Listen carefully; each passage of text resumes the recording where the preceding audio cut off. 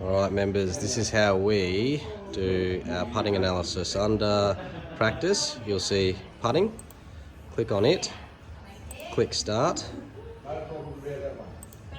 load the screen up.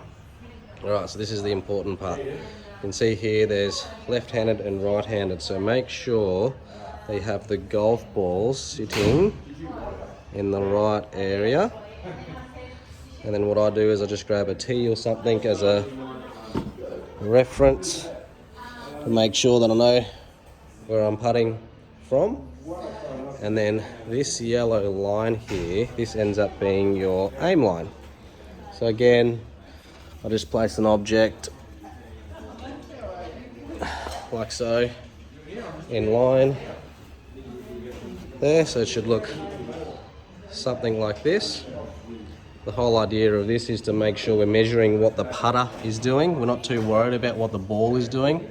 Because as you roll this putt, because the ground isn't level, it will, veer to the left or veer to the right, and we don't want players to be adjusting to that. So these are the key numbers that we look for when it comes to putting. So you change the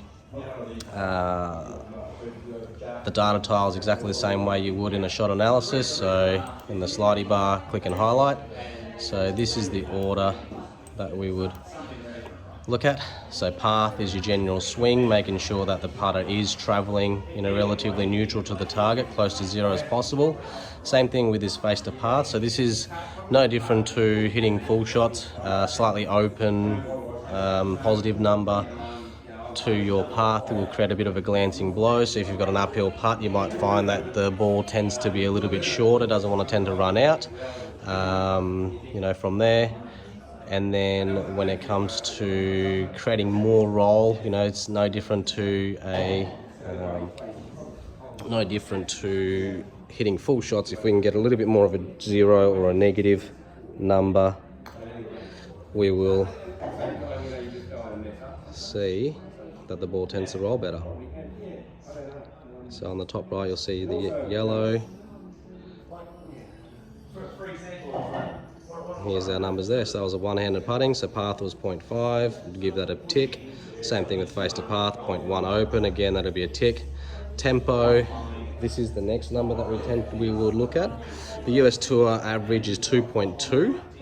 Tempo is measured by the speed or the time it takes you to create a backswing, and then the speed it takes you to complete the follow through. We do find there's a lot of players, probably 90% of the putters that we measure, the tempo being way too slow. So the ideal is about 2.2. Like I said, this one here is on the quicker side of the tempo. We'd probably, as a player, rather see that as a tempo rather than the opposite of getting closer to 3.